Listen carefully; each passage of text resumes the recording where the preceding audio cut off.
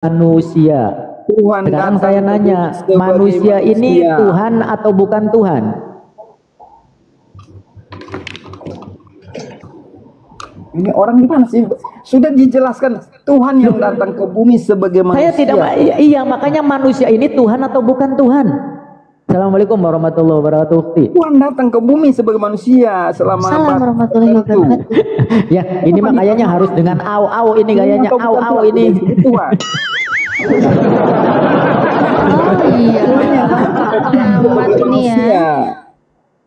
Dan disebut sebagai anak. Ya, silakan Ukti. Oh, sebelum lanjut ke Ukti, coba iklan dulu, bantu tab-tabnya ya teman-teman, bantu tab-tab dan juga share posting ulang dan juga bantu follow ya, bantu follow narasumber yang di atas. Yang belum absen logoren silakan absen logoren untuk memperkenalkannya. Tidak silakan Ukti lanjutkan. Tidak cukup waktu dalam sedikit. Iya. Ya Ustadz. Ya buat saudara-saudaraku ya yang di TikTok jangan lupa tap layarnya, terus yang di YouTube ya mau dimanapun mampir ya ke channel YouTube Hijrah Khadijah. Ini lagi live juga di Hijrah Khadijah, penontonnya lagi minimalis ini. Itu disuruh mampir emang mau ditraktir? Mau disuruh mampir biar nonton, biar like, biar subscribe, di share sebanyak-banyaknya ya. Diramaikan soalnya nih yang nonton satu loh yang nonton nih. Aduh, sedih sekali aku. Saya akan mengutus diri saya untuk menonton.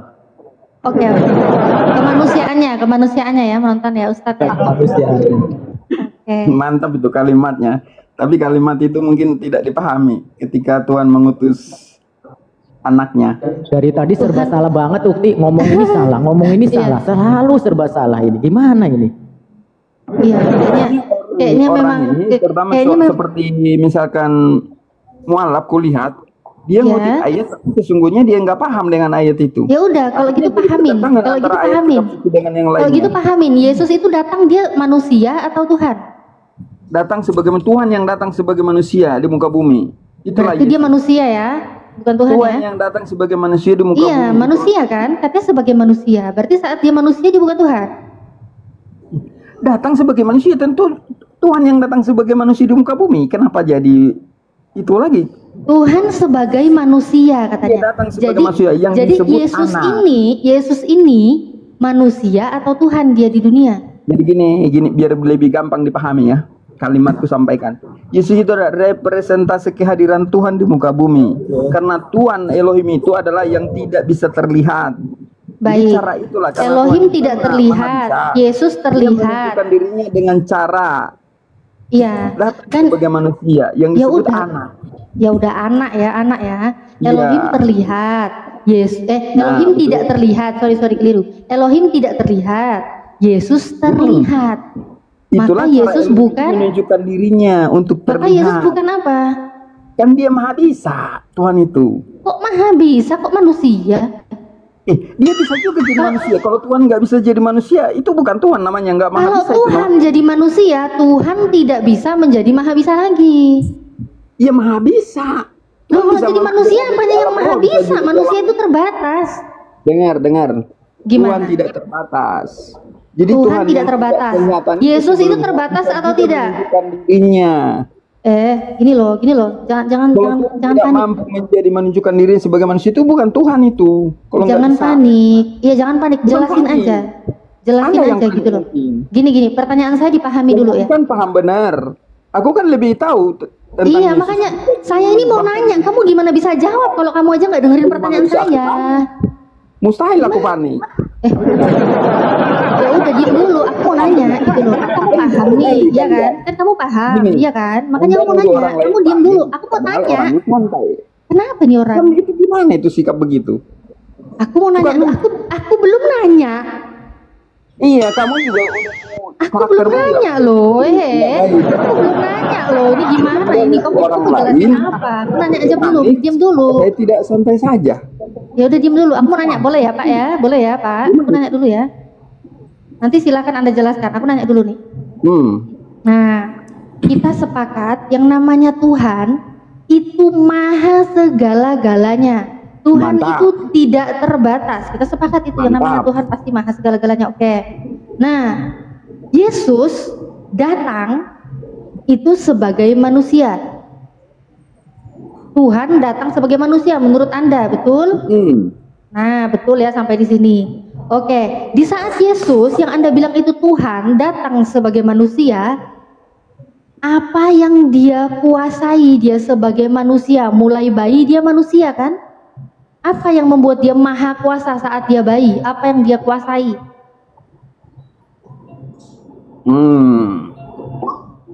Maka jangan-jangan saya mengharap Anda ngerti ketika aku menyebut bahwa Yesus ada representasi kehadiran Tuhan di muka bumi.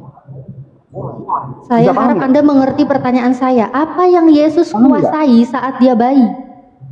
Kalau Anda paham itu, pertanyaan Anda udah bisa Anda terjawab. Apa? Saya kan nggak paham.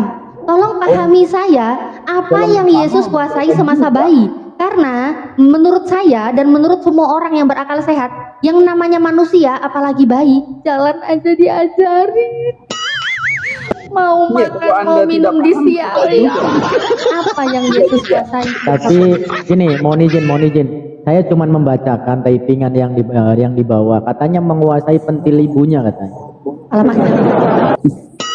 Oh, sadis. Jadi kalau Anda tidak paham memang susah. Iya, tolong. Sebutkan dulu terus jelaskan, silakan. Kehadiran Tuhan di muka bumi. Maka Yesus itu disebut anak. Bukan Tuhan. Kan Elohim bilang, inilah anak yang kukasih, kepadanya lah aku berkenan. Dia disebut anak. Yesus iya, berarti dia disebut anak, bukan disebut Tuhan. Kan anak. Iya, anak kan, bukan Tuhan kan. Dari Elohim itu, Elohim. Iya, disebut anak apa disebut Tuhan nih jadinya nih? Disebut anak apa jadi disebut Tuhan nih jadinya gimana? Enaknya gimana nih? Kalau kamu tidak bisa memahami, ya memang percuma kita bahas. Enggak percuma, enggak ada yang percuma. Kalau ketika kan Anda beritakan Injil ke seluruh makhluk kok percuma. Percuma aku bicara dengan Anda, aku sampaikan, Anda paham. Berarti enggak ada yang dikuasai semasa Yesus bayi. Kan? Percuma enggak ada yang dikuasai. Tapi Anda enggak paham. Sebutin satu aja loh, kok sulit banget sih. Coba disebut, kamu paham nggak ketika aku bilang bahwa Yesus adalah representasi ke Elohim di muka bumi, representasi kehadiran Elohim di muka bumi? Paham, menurut iman Kristen memang begitu, saya paham. Yang saya minta, sebutkan satu aja contoh kekuasaan Yesus semasa Yesus bayi. Iya. Kan representasi bukan semasa bayi, kan dia masih ditunjukkan sebagai bayi, kan gitu kan anak Elohim. Iya, saya nggak nanya dia anak atau bapak loh. Saya tahu dia anak loh, bukan bapak loh. Saya tahu. Yang saya tanya apa yang dia kuasai. Kalau nggak ada bilang aja nggak ada, atau nggak tahu bilang aja nggak tahu gitu loh. Kalau tahu silakan sebutkan. Kan dia. Begitulah cara Tuhan datang. Sebagai caranya mengajarkan dari bagaimana dia dari bayi lahirnya itu diperkenalkan dulu anaknya itu. Iya, waktu dia masih bayi. Jadi dia nggak mungkin lah ujuk-ujuk jadi manusia dewasa. Bayi kan manusia juga, manusia waktu masih bayi. Ada proses yang harus diajari dari bawah itu. Oh, berarti waktu masih bayi dia belajar, belum bisa apa-apa. Sehingga Injil jelas. Gimana sih? Enggak. Waktu bayi dia udah berkuasa belum sih? Kan dia kuasanya bukan kuasa pribadi, kuasa Elohim. Maka apa yang dilakukan Yesus itu adalah itu pekerjaan Elohim. Oh, yang dilakukan Yesus pekerjaan Elohim. Tadi disebut anak. Oh, ya, jadi apa yang dilakukan? Sebentar Bang Syam. Jadi apa yang dilakukan Yesus itu adalah pekerjaan Elohim ya? Betul. Oh, betul, mulai paham saya di sini ya. Oke, baik. Silakan dibuka Lukas 11:27 Pak Pengamat. Di situ, ini saya bacakan ya, Lukas 11:27. Ketika Yesus masih berbicara, berserulah seorang perempuan dari antara orang banyak dan berkata kepadanya, "Berbahagialah ibu yang telah mengandung engkau dan susu yang telah menyusui engkau." Ini Bapak melakukan pekerjaan ini ya. Bapak menyusu ya ternyata. Oh iya. Itu Anda tuh itu anak Elohim. Katanya apa yang dilakukan Yesus itu adalah pekerjaan Elohim. Iya, itulah cara Elohim bekerja. Oh, jadi cara Elohim bekerja itu meminum susu. Iya. Bilangnya iya. Ya udahlah kalau iya. Kalau iya ya udah nggak apa-apa. Kalau iya, itu kan iman Pertanyaan yang Anda. tidak memahami sebenarnya. Kok Tuhan diserahkan kepada Tuhan? Enggak, saya nggak nanya itu, saya nggak nanya itu, saya nggak nanya Tuhan diserahkan kepada Tuhan, kan kalian Trinitas. Saya nggak memaksa yang namanya iman Trinitas itu harus bisa diterima akal saya, tidak. Orang yang tidak paham sebenarnya, belum paham gitu. Iya, saya nggak nanyain Trinitas loh, saya nggak nanyain Trinitas loh, karena kalau Trinitas memang percuma saya tanya kan juga nggak mungkin masuk ke akal saya kan begitu. Gimana sih? Ini orang juga aneh nih, nggak ngomong Trinitas, dia ngomong Trinitas. Apa sih ini orang? Kok marah? Nggak beres ini orang. Kenapa? Udahlah, aku ikutin lo narasimu. Gini loh Pak. Jadi seolah-olah mendahului. Pakai data aja, pakai data. Saya nggak mendahului, justru di sini saya membawa data yang sudah ada. Inilah Ya gaya udah, orang kamu ngomong dulu lah, ngomong dulu, nggak apa-apa, ngomong dulu lah. Kamu itu gaya orang sok pintar, ngomong Trinitas, saya nggak ngomong Trinitas. Aneh kan? Ini gaya-gaya orang yang sok pintar. Tuhan kok diserahkan kepada Tuhan. Ada saya nggak ngomong Tuhan, saya nggak nanya itu loh, siapa yang bilang diserahkan? Dan saya lagi ngomongin susu loh ini, saya lagi ngomongin ini susu. Namanya orang sok pintar. Iya, disusu juga dia waktu masih bayi. Ya udah, kan tadi kan saya juga mengerti kan apa yang Anda bilang. Apa yang dilakukan Yesus itu yang dikerjakan oleh Elohim. Yesus ini pernah kan minum cucu mini. Kehadirannya di muka ya udah bumi. nggak apa-apa, saya mah nggak masalah toh Tuhanmu kok yang nyusu bukan Tuhan saya. Kan Tuhanmu, nggak masalah. Iya, kan aku bilang tadi, makanya disebut anak. Iya nggak apa-apa, disebut anak. Dan apa yang Yesus kasih kepadanya aku berkenan. Iya, berkenan nggak apa-apa. Kejar untuk memahaminya makna Bapa dan anak itu sebenarnya. Tapi ketika memahami itu anak dan bapak yang tadi Elohim dengan Yesus, keislamannya pasti sudah bubar, sudah menjadi Kristen. Ketika paham itu. Menjadi Kristen katanya. Iya, ketika paham. Kan karena nggak paham itu. Ketika memahami. Kan kamu yang jelasin, gini loh. Yesus, keislaman yakin ini sudah kenapa bubar. ngomong nggak bisa gantian sih? Sudah akan bubar itu. Tapi gantian itulah dong. belum memahami kan. Ini bukan gereja loh, jangan khotbah di sini loh Pak. Jadi seolah-olah lebih tahu, Islam itu jadi lebih tahu dibanding orang Kristen. Kamu yang jelasin bukan saya. Ini kan kamu yang ngomong tadi bukan aku. Gimana sih? Al-Quran pun ya, memang orang-orang Islam sekarang jadi lebih pintar. Nangis, curhat, nangis. Jangan curhat, Paman. Dia nangis. Curhat. Aku hanya menjelaskan kepada kalian. Curhat, Paman. Itu bukan namanya curhat itu. Gak aku itu namanya kena pelanggaran. Aduh, aku ganti akun dulu ya Ustadz ya. Bukan curhat itu namanya. Masa kayak gitu disebut curhat? Itu apa, Bang Pengamat? Itu Yesus itu mati itu kedagingannya apa ketuhanannya itu? Kan daging itu tetap dipakai Tuhan juga. Iya, yang saya tanya, yang saya tanyakan itu yang mati itu berubah jadi disebut jadi kemanusiaannya apa ketuhanannya? Yang saya tanyakan. Dulu, biar ku jelaskan. Kalau pingin paham. Jadi tubuh itu tetap dipakai, jadi tubuh kemuliaan tidak jadi tanah, enggak. Seperti manusia biasa, enggak. Tidak. Jadi tubuh yang kemuliaan. Itu yang mati itu kemanusiaan apa ketuhanan? Maka ketika dia telah kembali lagi, tubuh itu dipakai lagi, kan dia masih berinteraksi dengan para murid, menjelaskan perihal penyaliban itu. Iya, berapa lama dia mati? Berapa lama dia mati? Sampai di hari ke-40 dia kembali kan. Nah, ya, saya tanya kan bukan itu yang saya tanya. Dia mati dalam berapa hari dia mati?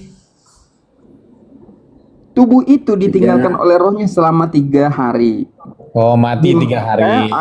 Maka ada orang bermakna begini. Siapa itu Bang Pengamat? Yang mati 3 hari itu tidak ada kosakata. Sehingga dipakailah kosakata mati. Iya, kan selama 3 hari dia itu mati, siapa yang mati di situ? Kosakatanya. Iya, yang saya tanyakan yang mati itu siapa? Siapa namanya yang mati? Yang mati 3 hari itu siapa namanya? Yesus ditinggal oleh rohnya selama 3 hari. Iya, siapa namanya? Namanya siapa? Oke, tetap aja nggak ada jawaban. Kita terusin yang tadi. Coba biar dapat poinnya. Tetap aja nggak ada jawaban. Itu tetap dipakai Tuhan, tetap dipakai. Ini Bang Pengamat tetap ini loh. Bang Pengamat. Maka dimaknai jadi menjadi tubuh kemuliaan. Abangku. Tidak menjadi tanah, tidak. Abangku Tubuh itu karena tubuh itu bukan dari tanah, Abang jangan mempermalukan diri sendiri, Bang. Tidak menjadi tanah, tetap dia memakai tubuh itu hingga dia kembali. Nyerot. Tidak seperti para nabi-nabi yang lain.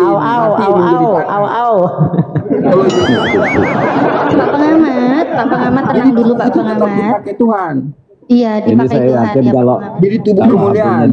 Maka dia waktu dia setelah bangkit di hari ketiga, dia kan ketemu dengan para murid juga di ruangan tertutup juga, di kamar tertutup. Dia masuk ke dalam, bisa masuk. Oh gitu. Karena jadi dia sudah tidak dari masalah bayi kekuasaannya sudah beralih, sekarang tiba-tiba udah mati aja gitu yang dibahas ya. Oh iya. Jadi dia sudah tidak terbatas ruang dan waktu. Maka dia bebas aja menjumpai para murid dalam menjelaskan. Tidak terbatas ruang dan waktu. Itu sudah mulai kapan? Bebas. Sebentar, Yesus itu tidak terbatas ruang dan waktu mulai kapan ya Pak? Setelah selesai penyaliban. Setelah selesai penyaliban. Berarti sebelumnya masih terbatas ya? Sebelumnya juga bisa, dia juga bisa ketemu juga sih. Loh, dengan Musa. Kalau sebelumnya dia tidak terbatas, di rahimnya aja, rahim Bunda Maria ada batasannya loh. Iya, kadang bisa yang tiba-tiba keluar, masuk lagi ke rahim. Membatasi diri. Mbaknya nggak nyari itu waktu hilang. Dari rahim bisa tiba-tiba keluar gitu, terus masuk lagi ke rahim. Bukan soal rahim, dia juga lahirkan secara ajaib. Iya, tadi masalah terbatas itu loh, ruang dan waktu itu loh. Yang namanya tidak terbatas ruang dan waktu. Ini kan dia ketemu itu juga dengan Musa. Nggak ada tempat gitu loh, nggak ada tempat yang mampu untuk menampung dia gitu. Bukan hal yang perlu saja. Jadi kalau dia pikir perlu aja. Juga. Kan gitu. Sesuai keperluannya ya. Jadi Yesus ini memerlukan sesuatu ternyata ya. Tuh katanya sesuai keperluan. Tuhanmu berarti memerlukan sesuatu ya. Kan itu keperluan. Kalau dia nggak perlu ngapain?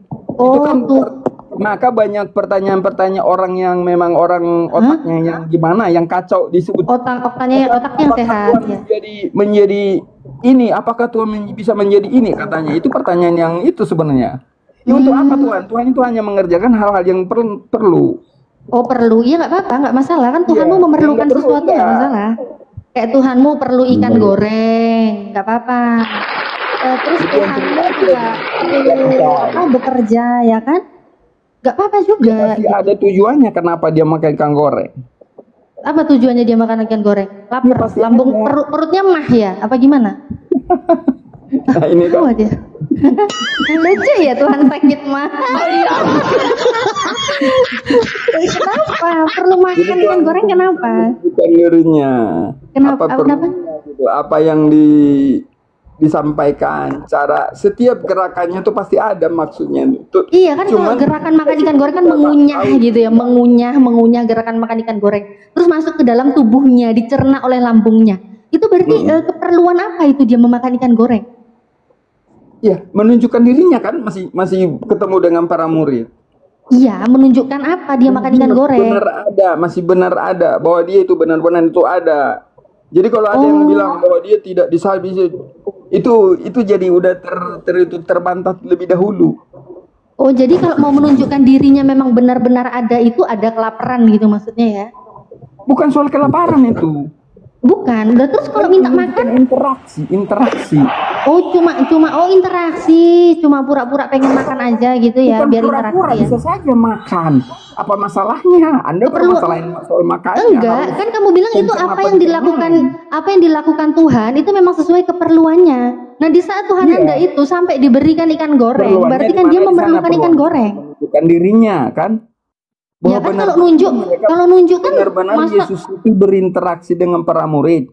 Jadi ketika ada orang yang bilang bahwa dia tidak ada masa penyaliban, itu buset nggak benar tuh.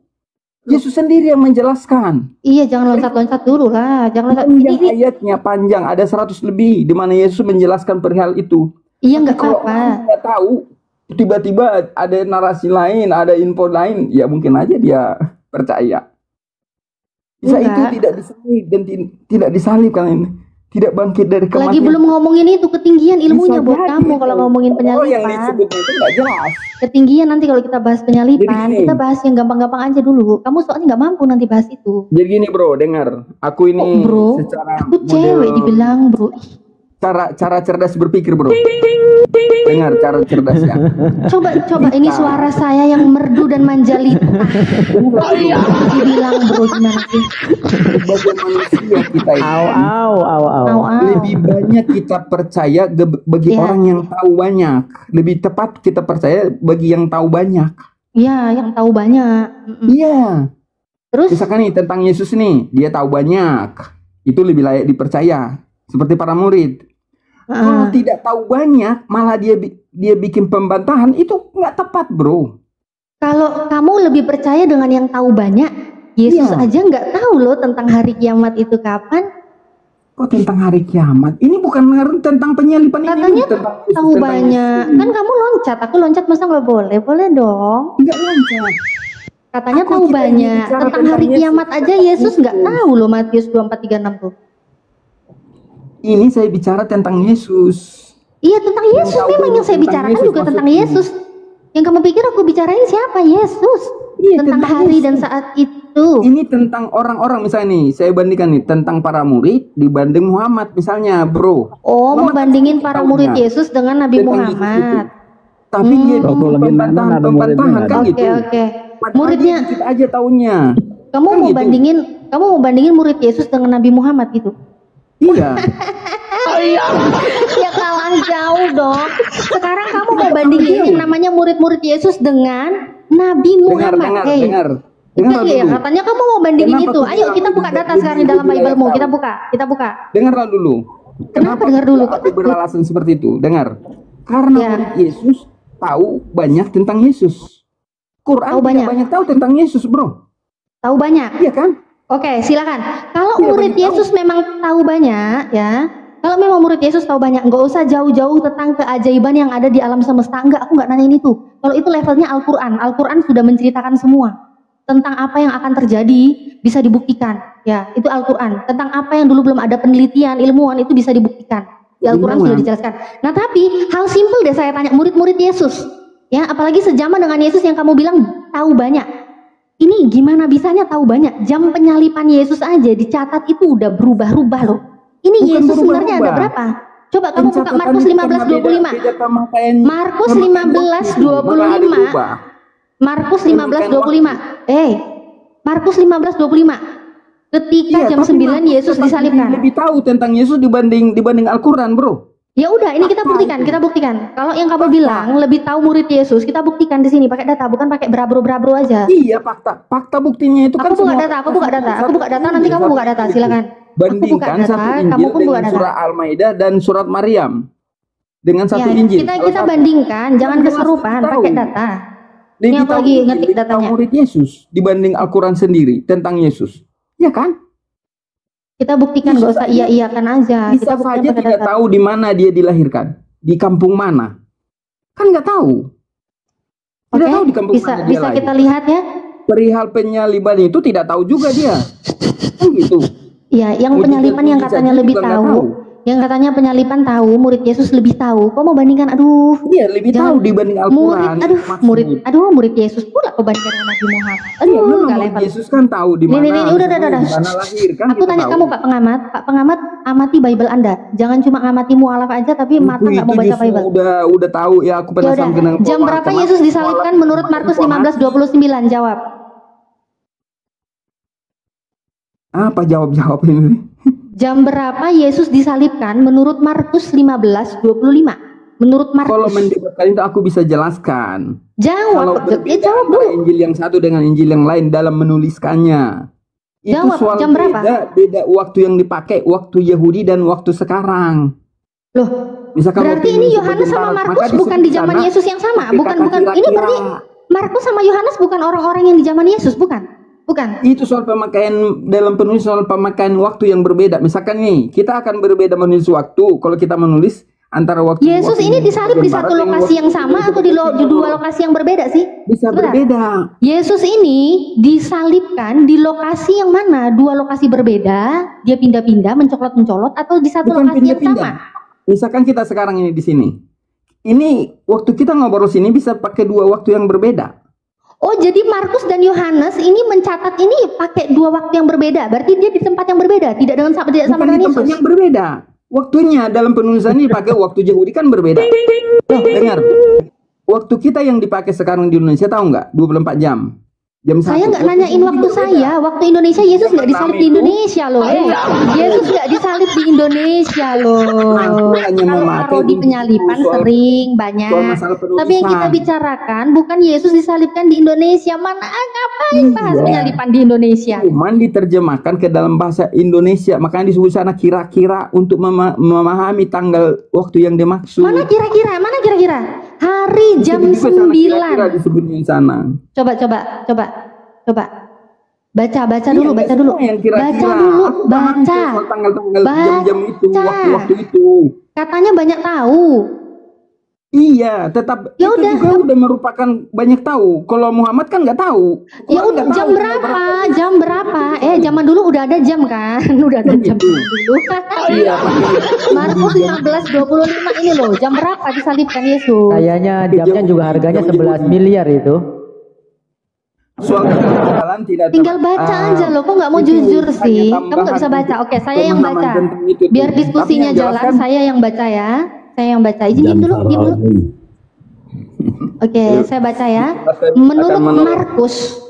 Menurut Markus ya, hari jam 9 ketika ia disalibkan. Jam 9 ya. Kita lihat jam 9 udah disalib. Terus kita lihat yang namanya menurut Yohanes. Menurut Babang Yohanes ini, kita lihat ya, menurut Babang Yohanes ya. Yohanes 19:14. Hari itu ialah, aduh, geser bentar. Geser ini mouse-nya nih. Hari itu ialah hari persiapan Paskah. Kira-kira jam 12, kata Pilatus kepada orang Yahudi itu, inilah rajamu. Jam 12 aja Yesus masih muncul di depan orang-orang Yahudi, masih berkeliaran di depan Raja Pilatus. Masih di depan Pilatus, masih diledekin, inilah rajamu. Kok jam 9 udah disalib? Ini Yesus yang mana lagi yang muncul di depan Pilatus jam 12-an ini? Itu jam 12. Jam 9 katanya udah disalib. Hah? Iya kan? Apa? Itu jam 12. Di depan Pilatus. Iya. Jam 3 baru di kayu salib. 3 sama 12 duluan mana? Dengarlah dulu. 9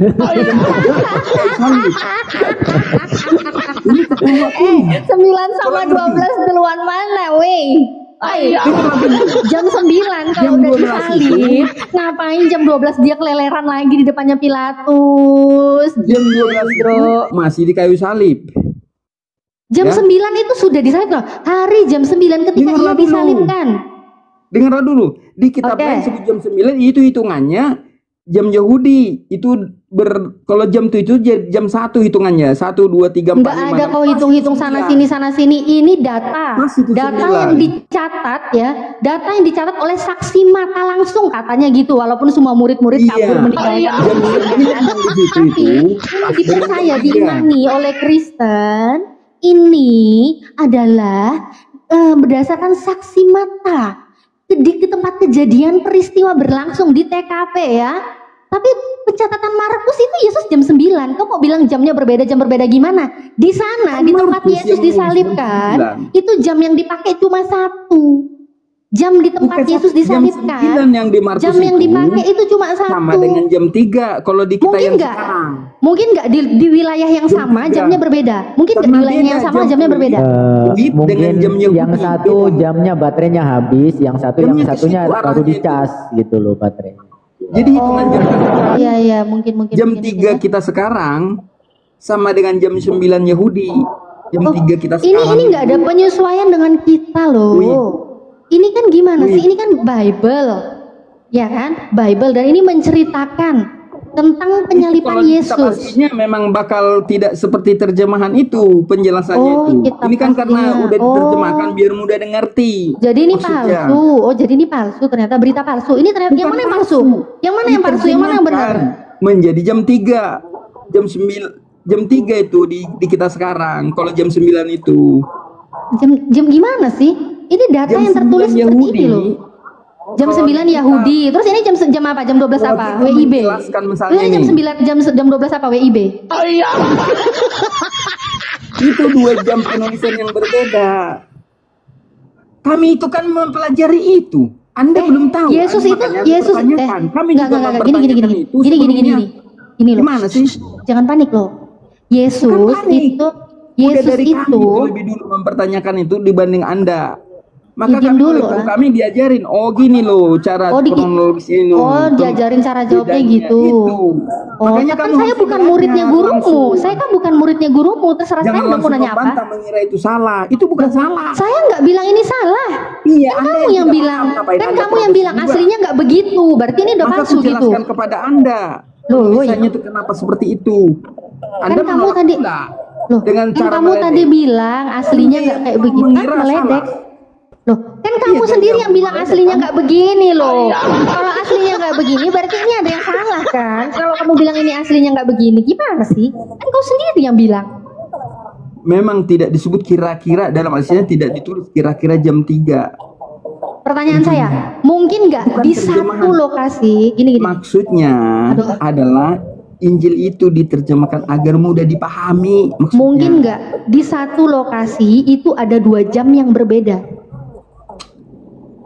Ini sebenarnya pertanyaan ini udah dari kami lebih dulu mempelajari ini. Ya udah, kalau nggak bisa jawab tinggal bilang nggak bisa jawab, kakak. Saya jelaskan pun kamu juga nggak terima. Ya udah, kalau nggak mau jelasin, selesai masalah aku. Udah jelaskan aku dari tadi kalau nggak mau jelasin, gitu aja ribet. Diskusi sama aku tuh nyantai, kalau nggak mau jelasin bilang aja. Anda tidak mau nyantai, tidak mau dengar juga penjelasanku. Jadi nggak bisa dijelasin ya guys ya. Perbedaan jam dalam dijelasin ya. Jadi ya nggak bisa dijelasin. Dan dia yang tadi mau membandingkan ya, yang namanya murid Yesus dengan baginda panutan saya ya, Nabi Muhammad SAW. Gak level kau bandingkan itu ya. Jangankan murid Yesus ya, kepala kau, tambahin kepala bapak kau, kepala mama kau, kepala nenek moyang kau, dijumlahkan semua. Kan gak ada apa-apanya dibandingkan dengan Nabi saya. Paham kau? Jadi kesimpulannya buat mereka teman-teman kita di Kristen itu, ngapain cari yang gampang kalau ada yang sulit? Mending aku keluar lah. Ya gini Bang. Kabur. kabur.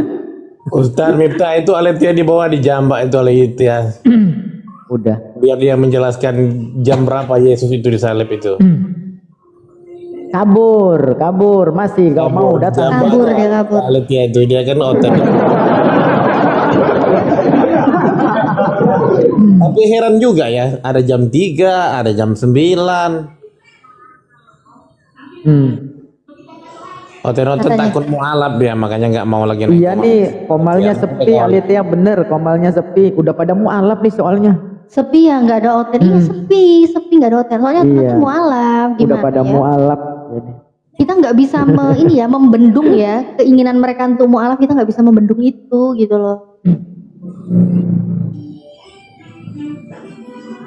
Coba Aletia, bisa kamu jelaskan perbedaan jam 9 dengan jam 12. Jam 12 juga itu belum pasti disalibnya kan ya, masih dicandain ya. Itu masih di depan Pilatus. Iya, masih diledekin Pilatus. Itu sama orang-orang Yahudi. Inilah rajamu katanya. Iya, berarti bedanya kurang lebih 4 jam ya.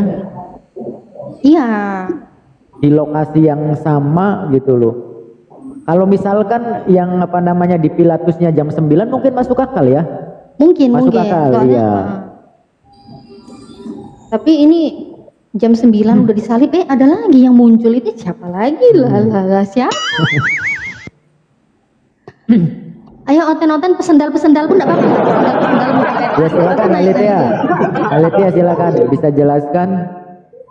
Yang pesendal pun enggak apa-apa, naik. Ayo, kalau itu terlalu ketinggian ganti tema enggak apa-apa, ayo.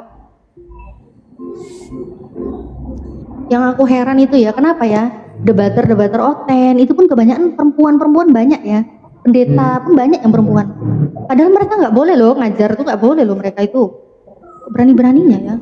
Emang itu ada datanya valid?